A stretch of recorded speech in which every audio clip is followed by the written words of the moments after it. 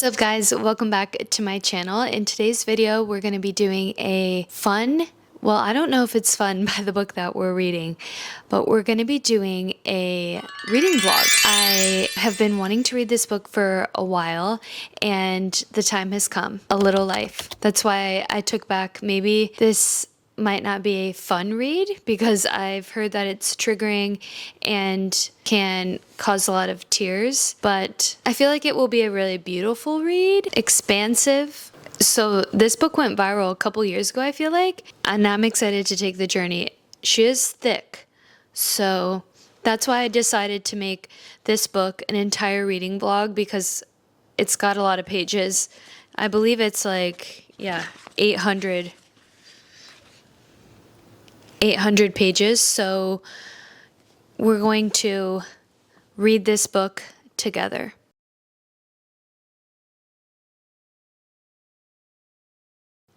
The back synopsis says, A Little Life follows 4 college classmates, broke adrift and buoyed only by their friendship and ambition as they moved to New York in search of fame and fortune. While their relationships, which are tinged by addiction, success, and pride, deepen over the decades, the men are held together by their devotion to the brilliant, enigmatic Jude, a man scared by an unspeakable childhood trauma, a hymn to brotherly bonds, and a masterful depiction of love in the 21st century. It's a stunning novel about the families we are born into and those that we make for ourselves. You guys saw how I felt about Night Road, so I kind of do like a deep, thought-provoking, emotional read with a lot of depth. I feel like this is really going to scratch my brain in that way, but I am a little bit timid that I will shed my tears, so we'll go on the journey together.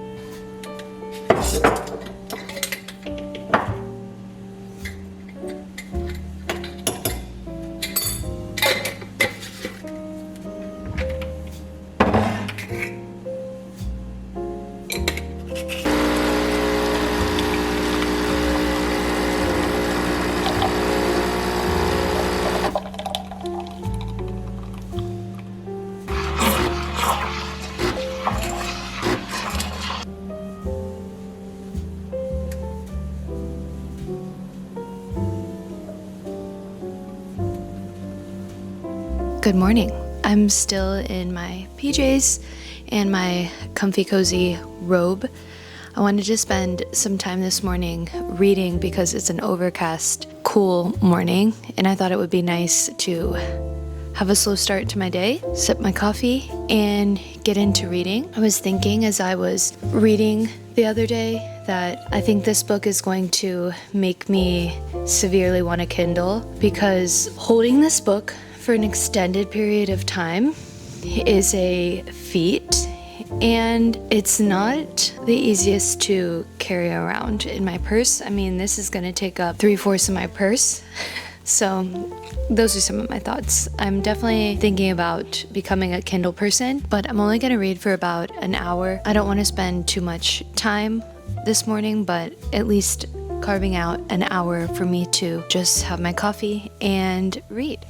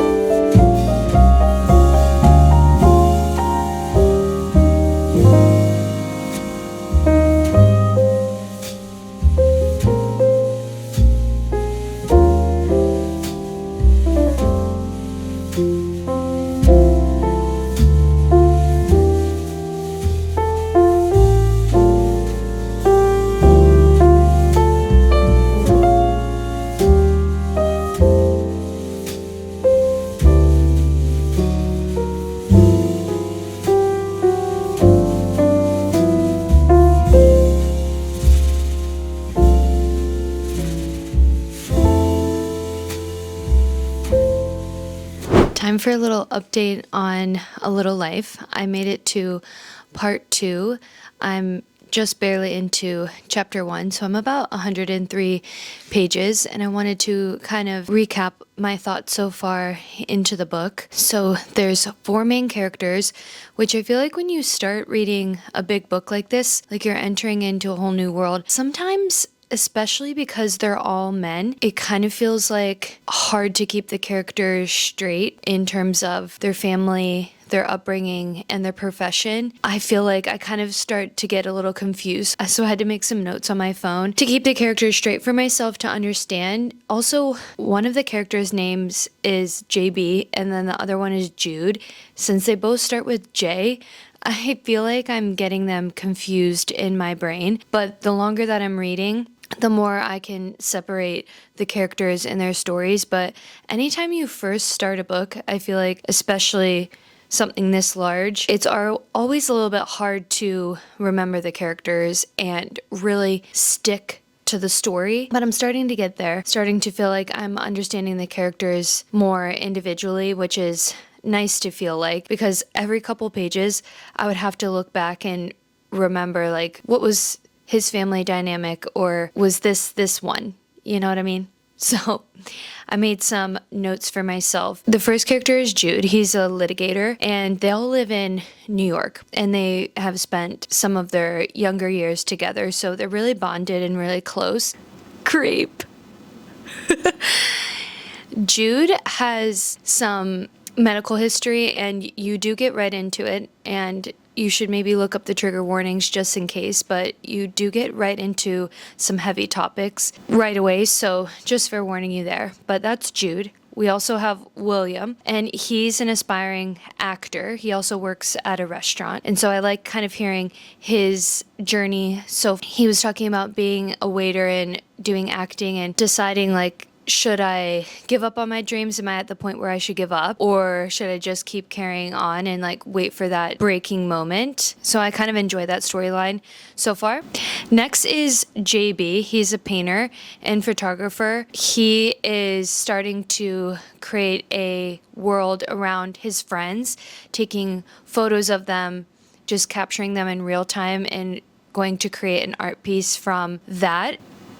The next character is Malcolm, who is an architect. One thing I will say that I'm not necessarily loving about the writing is that the author uses parentheses to make sort of side comments, and I feel like it's just almost unnecessary. Like the author does it a lot. Every couple sentences there will be parentheses giving like a side thought or a back thought. It's detailed toward the story, but it's also not. And it's so frequent that I feel like it's kind of distracting from the reading. Like it breaks up the thought as soon as you see a parentheses, and it's quite often, I feel like, either integrate it into the story as a sentence or just leave it out. I'm just feeling neutral, taking in the story, taking in the characters. I do definitely sympathize with them. I was going to make this reading vlog just about this book, but I actually got the Mad Wife on Libby and I started listening to it yesterday while I was cleaning, and I'm going to be heading to the grocery store here, and so I'm going to listen to the book while I'm out and about, and I kind of wanted to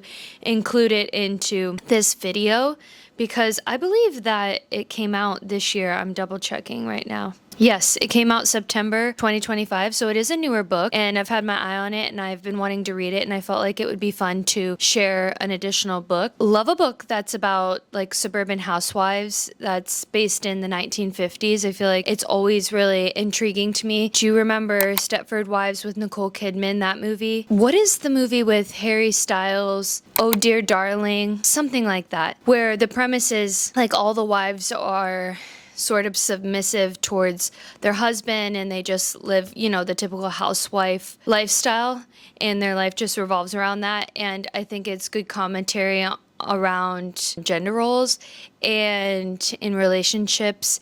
And this also dives into, I think, a little bit about postpartum. I'm going to read the little synopsis. From best-selling author Megan Church comes a haunting exploration of identity, motherhood, and the suffocating grip of societal expectations that will leave you questioning the lives we build and the lies we live. They called it hysteria. She called it survival. Lulu Mayfield has spent the last 5 years molding herself into the perfect 1950s housewife. Despite the tragic memories that haunt her and the weight of exhausting expectations, she keeps her husband happy, her household running, and her gelatin salads the talk of the neighborhood. But after she gives birth to her second child, Lulu's carefully crafted life begins to unravel. With a new neighbor, Bitsy, moves in, Lulu suspects that something darker lurks behind the woman's constant smile. As her fixation on Bitsy deepens, Lulu is drawn into a web of unsettling truths that threaten to expose the cracks in her own life. The more she uncovers about Bitsy,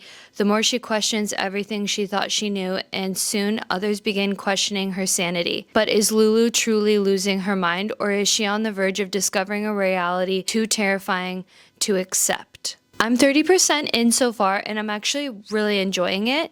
This is the first time I've read anything by Megan Church, and I enjoy the audio rendition of the book. Sometimes the audio can really make or break the book.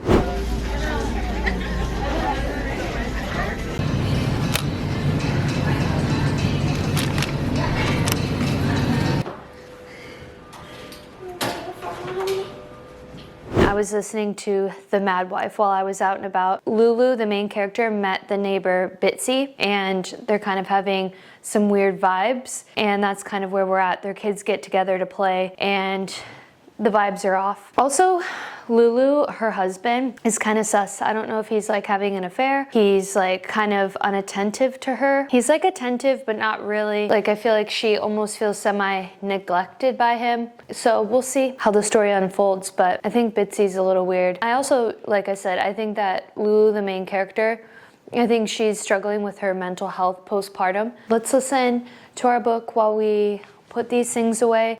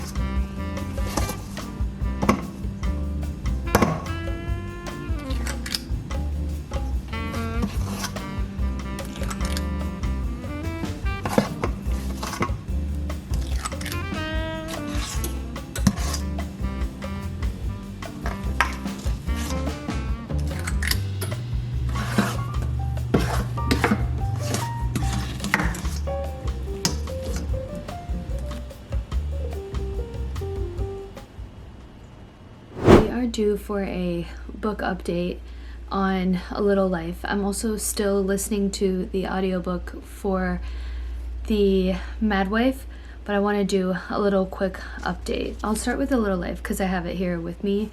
But honestly, I'm 386 pages in, and at about 200 pages, I rented the audiobook from Libby because I don't even know. I just feel like, I'm sad to say that. I feel like because I had high expectations that I was going to really enjoy this book, but I don't know. I'm not feeling as connected as I would like to be, and I'm not looking forward to picking it up and reading it.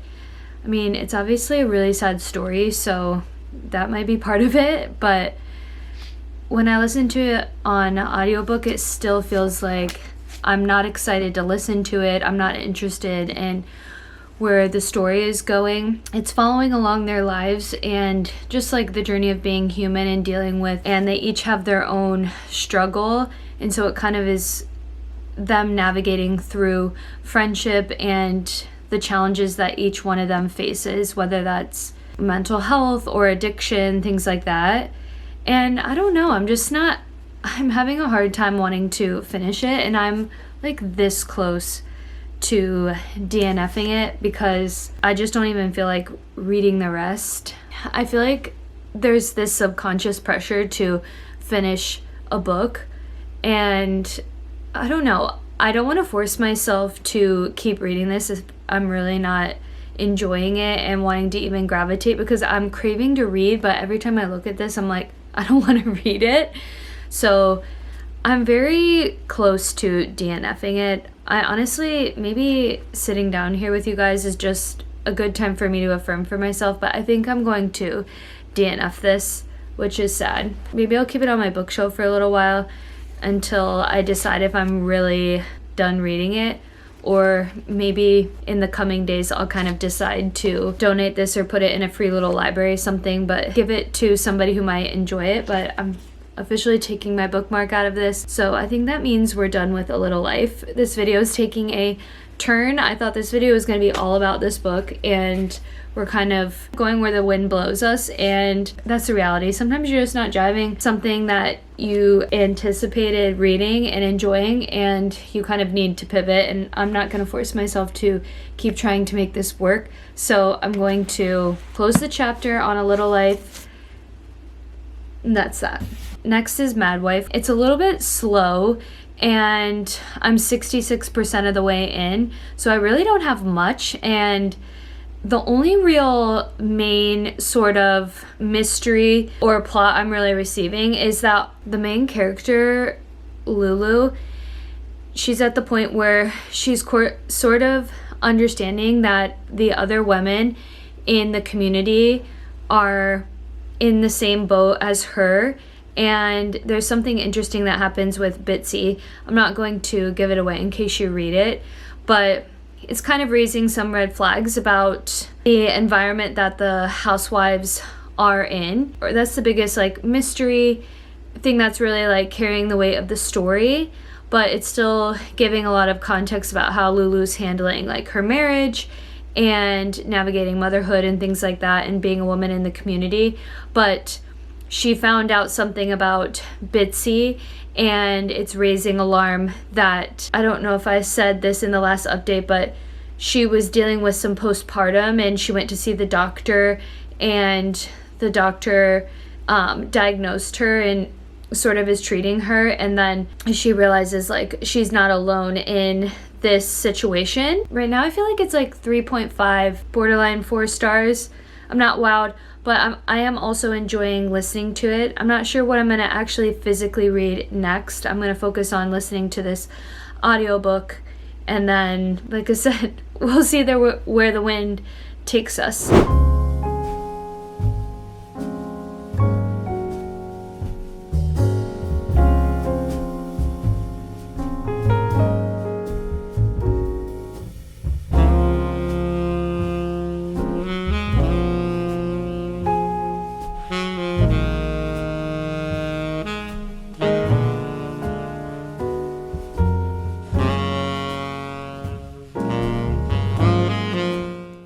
Oh my god, chapter 23? Like what? I can't give it away because it will spoil it, but wow. It's really starting to pick up. I can't believe what just happened. We need to debrief about The Mad Wife. I finished it the day that I was cleaning. I only had probably like 70% of the audiobook left, so I was able to finish it while I was cleaning. And it was getting so juicy. Like, I was audibly, you guys saw, gasping at the plot twists that were happening, and I ended up giving the book 4 out of 5 stars, which is actually a really good rating. I feel like when I first started reading, I was giving like every book 5 stars basically because I was like so wowed by fiction. And now that I've read a lot more books, I have more of a palette for what I enjoy, and I try to be a little bit more detailed on how I rate the book. 4 stars is very good. I would recommend reading it. The only reason I didn't give it 5 stars is because it didn't completely wow me. Like, it's not the best book I've ever read in my entire life and one of my favorite all-time books, but it did impress me. I enjoyed the storyline and the themes. We'll get into all of that, but I did feel like it took a while. Like, the very last quarter is when it really started ramping up, which is like typical because you're finding the resolution and you're kind of putting all the puzzle pieces together, and so it makes sense why it picks up near the end. But I prefer when I'm feeling like engaged the entire way from start to finish. It was kind of slow to start. It is a shorter book, which is nice. I feel like it's quick to read, whether that's on audiobook or actually physically reading it. It's not too intense for reading. I was telling my spouse Brie a little bit about the book and how it's based off housewives in the 1950s. Things were sort of happening in the book, and Brie was like, that's actually true in history, how these things would happen with women that were struggles postpartum, and we didn't have the science that we do now. It really made me feel so soft for these women that struggled. I was getting so frustrated with the husband, like, you need to be on your wife's team. But like I said, she was depicting that time, and I think there was a lot of disconnect at that time between men and women and husband and wives. Like, the man would be working and the wife would be at home taking care of the kids and stuff, and I feel like maybe she was suffering alone. I kind of do want to give more detail on what I'm feeling, so if you're gonna read this book, I'll put the time card here of where you should skip so that you don't ruin the plot for you, but I do want to give some of my feelings.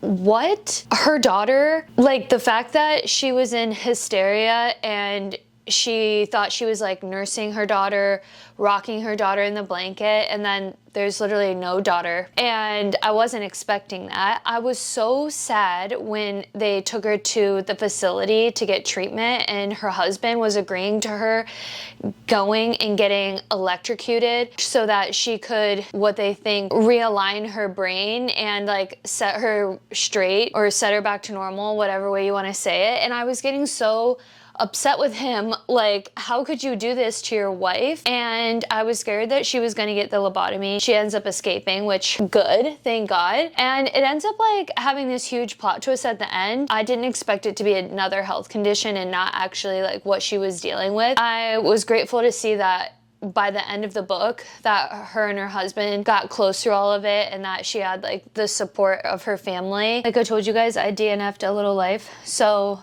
I'm out here kind of floating in the abyss of what to do next. And yeah, I'm not sure exactly where I'm gonna go.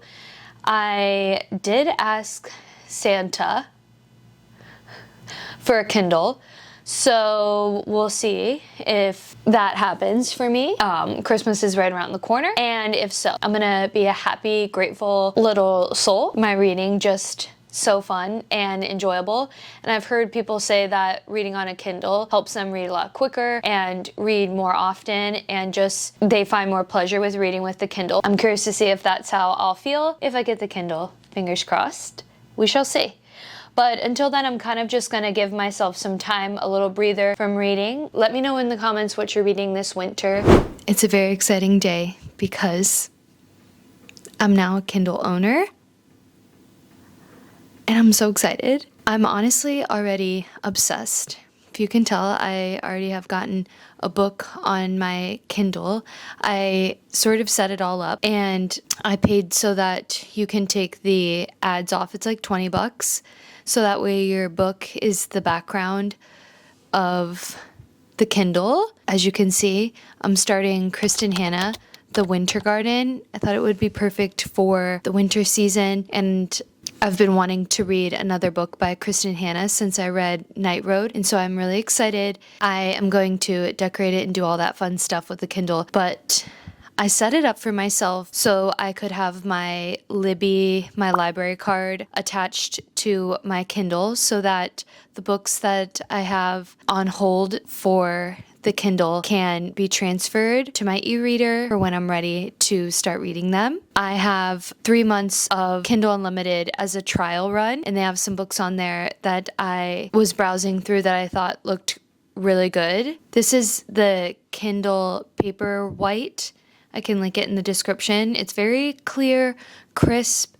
I love the way it looks visually. I also love the feature of being able to highlight and annotate the book as you're reading it. I feel like it helps you just stay more connected to the book. And I also like that you can click on words and it will give you the dictionary definition of the word, which I feel like is a cool touch to have. And I'm literally obsessed. This couldn't have come at a better time.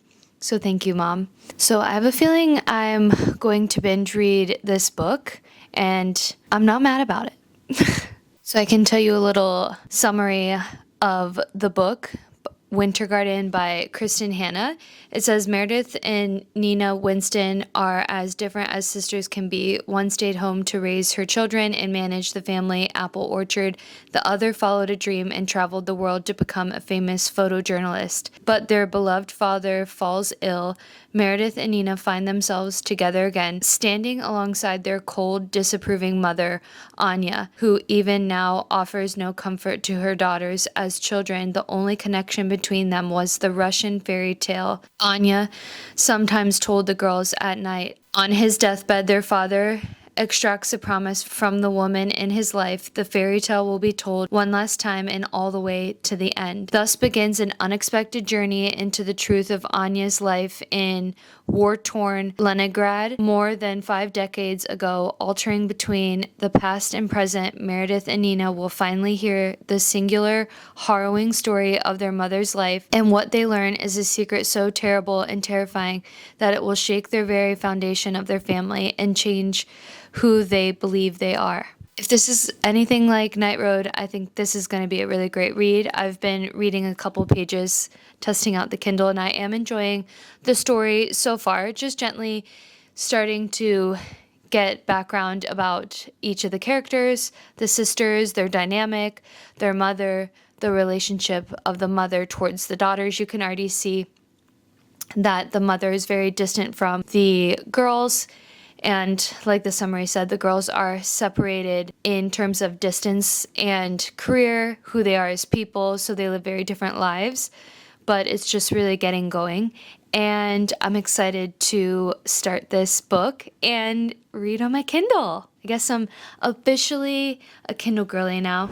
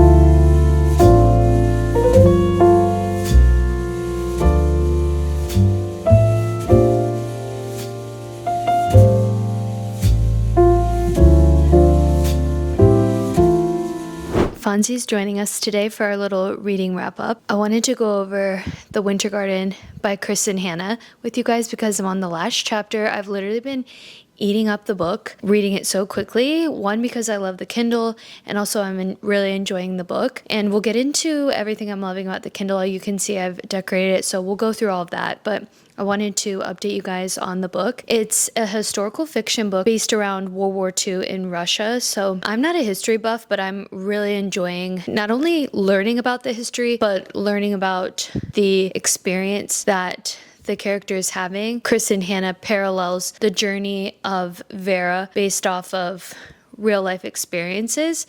And so I'm really enjoying that. I feel like she does such a great job at writing about really heavy topics and making them more palatable, but also you learn and grow from something that's very deep. And I always feel so appreciative leaving her books feeling like I've grown and understood the human journey more. So the two sisters are learning about their mom through the fairy tales. She's been telling them the fairy tale little by little. So they're getting to know their mother, learning about her journey. And at moments, it can be really hard to read such devastating and despairing experiences. But like I was saying, it's also beautiful and realistic, but saddening at the same time. I also love how the sisters are journeying through sisterhood while having this experience, because the youngest sister is a photographer who travels the world, and the oldest sister runs the orchard for her family. So they're both together during this time getting to know their mothers. So they're also spending more time as sisters. They also each have their own love interest. The oldest is married and the youngest is sort of afraid of commitment because she's like married to her job. So the storyline is also following their love life, the girls' love life, which I also enjoy, that there's just multiple themes going on in the book. I also love that it's tethering between past and present. I always enjoy like dual narration or dual timeline. I love that. So I've been really enjoying it. We're going to finish up the last chapter of this book, and then we'll do a little update on the Kindle.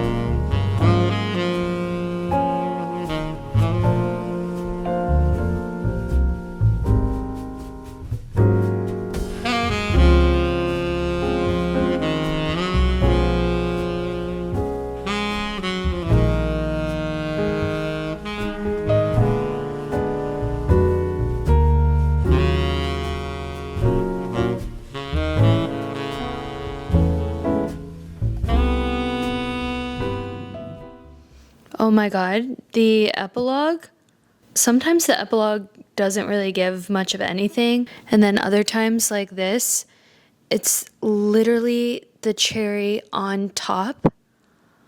It's like heartbreakingly beautiful. It's like such a beautiful way that she wrapped up the story. Let's get into the rating. Honestly, I'm not even gonna lie. When I first started the first couple of chapters, I already knew that I thought this was gonna be 4 or 5 stars, and it's 5 stars. It's amazing, and I've really come to enjoy Kristen Hanna's books. This is my second one of hers, so I'm excited to continue reading her books, but 5 stars, amazing. I never thought I would be so invested in a book that's centered around war, but this was just done so beautifully. Incredible. 5 stars. So I'm glad that this is the last book I am reading of 2025, and way to go out with a bang with a 5-star read. Let's talk all things Kindle now. She's so cute and so adorable. I got a clear cover off of Amazon, and then I added some stickers. I can add all the artists down in the description. They're just stickers I've collected over time, and I didn't take them actually off of the sticker background so that I can reuse the stickers or change the stickers whenever I want. I also filmed this for my other social media platforms, so you might have saw that. I have the Kindle Paperwhite or Paperwhite. I don't know if I mentioned that. And then I found this quilted handmade Kindle case off of Etsy. I can also link the Etsy seller in the description. And I think it's really cute. It's like a nice soft cushioned quilt pattern. I also love the colors. I feel like it's very, very cute. Okay, and this is how it's kind of set up here. You get, like I was telling you guys, you get 3 months of the Kindle Unlimited when you start your Kindle. So it's nice you have your catalog here. And I have picked up some books on Kindle Unlimited already. So The Invisible Life of Addie LaRue. I like at the base of the page that it tells you the percent finished of the book. And it also gives you how many minutes left in the chapter you have. You can also change this to whatever you like. Like this is hours till you finish the entire book. Or you can take it off completely. I like how many minutes left to finish the chapter, because at night when I'm reading, it tells me I'm going to have 10 minutes left to finish the chapter. I'm like, okay, I'll stay up 10 more minutes and then wrap it up. Also, when you click up here, it takes you to an expanded view. You can see more information at the bottom. And then if you click this list, it shows you the chapters. And then this is the annotated part I really love, where you highlight and you bookmark different pages. It's a really nice feature. It helps me stay connected to the story, so I can always refresh, look through things I've highlighted, and then it refreshes me on like what's been going on in the book. In case I like take a break from reading, I can go back and see all that. I also love when you click on this, like click on a word, it gives you the dictionary definition of it. I feel like that's such a cool touch. You can also make notes, and you can highlight with the A. Here you can change your settings, and at night I put it into dark mode, which I really like how that view looks. But during the day I keep it a little bit more bright. And you can also go into about this book, and it will give you like the summary and ratings and stuff like that. I feel like the Kindle just is really great. For so long, I felt like, oh, I just will only read physical books. But this has made me feel so differently about e-readers. They're so nice, so convenient. Like if my spouse is working on music or say watching like a show, and I still want to be with them and hang out, I can easily read. I started a little bit of The Invisible Life of Addie LaRue, and I'm enjoying that so far, but just briefly started it to kind of see if I would enjoy it. Yeah, those are some of my favorite things. But I'm obsessed. I'm officially a Kindle girly, and I mean, I'm happy about it. So, you guys saw that I started reading The Invisible Life of Addie LaRue by V.E. Schwab. I'm not sure if that's how you say the last name. This is the first time I've read anything by this author, and this was available for me on Kindle Unlimited since I have the trial right now, which is really nice. This has been on my TBR list for a while, so I was excited to see that it was on Kindle Unlimited, that I could read it.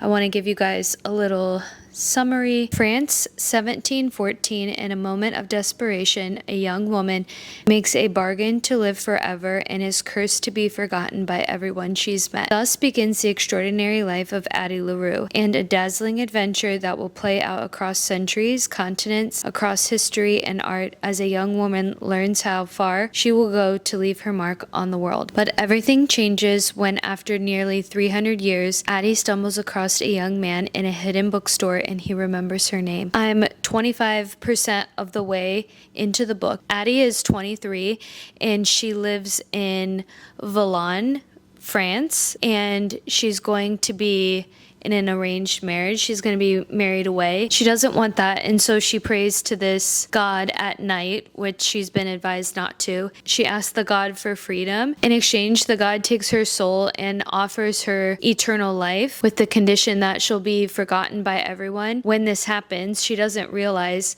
like all the consequences of her prayer. The next day, she goes to all of her family and they're like scared of her. They have no idea who she is.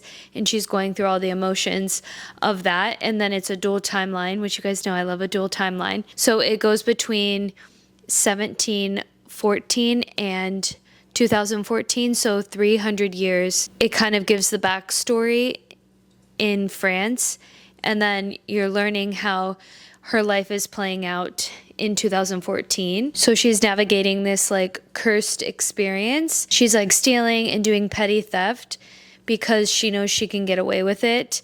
But the only real satisfaction that she gets is from art and books that really give her somewhat of pleasure. And she's also navigating, like, when she meets other people and has relationships with them, that there's this overwhelming feeling of knowing that they're not going to remember her the next day. So she has this like emptiness inside of her when she has romantic experiences with other people. So in chapter 5, she meets Henry in the bookstore, who remembers her from stealing one of the books, which she's shocked by because obviously for 300 years, no one's remembered her. So far I'm really enjoying it. It's definitely different than anything I've ever read, but I like doing that sometimes, trying a different book. I'm just spending some time here on the couch with the fire on and reading. It's actually so cozy and comfy.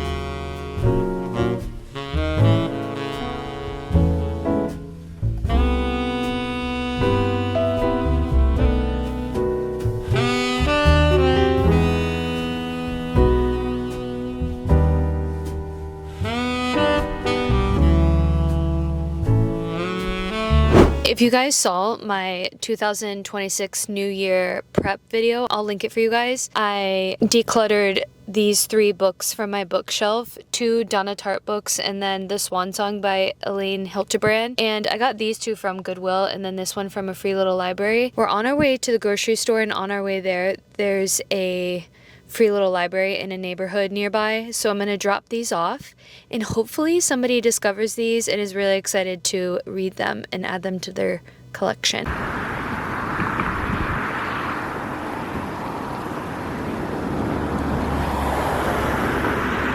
It's crazy in here.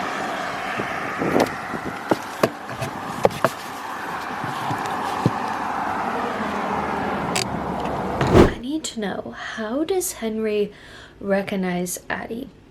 I feel like he has to be similar to Addie in terms of maybe making a wish with Luke or something, and that's why he's able to recognize her. Nonetheless, I love their romance together, so I'm enjoying that, since she's been just feeling so adrift since everything has happened.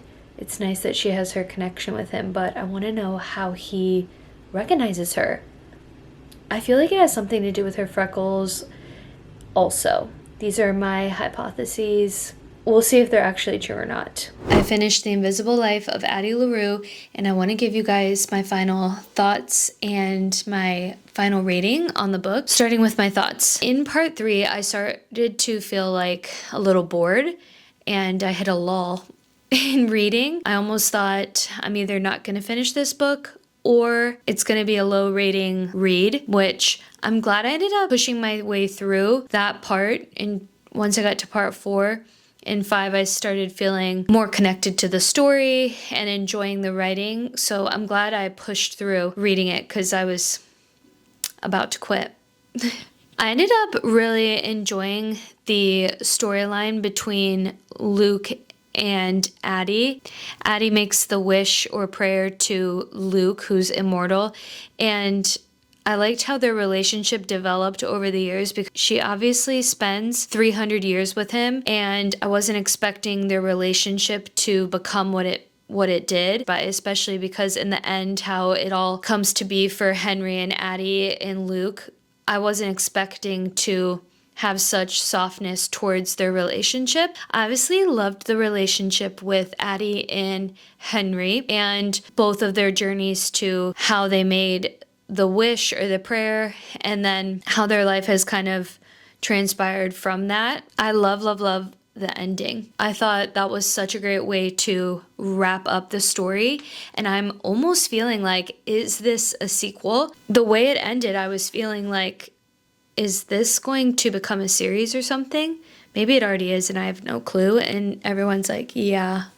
I loved how it wrapped up. An ending is such a big thing for me. I feel like if it wraps up really well, like a really thought out ending that just leaves you feeling satiated about the book, that will really kind of determine sometimes my last minute rating, how I feel, because I definitely felt differently by the end of the book than I did in the beginning or halfway through. But my final rating for The Invisible Life of Addie LaRue is going to be 4 stars, which I think is pretty good for a to-see magical romance book. And I'm glad I stepped out of my comfort zone, tried something new to read. We've been through a lot of ebbs and flows in this reading vlog, and we found some not so great reads and some of my favorite books I've read. The Winter Garden, never forget that. This has been a really fun video to film, especially in the winter since it's been so cozy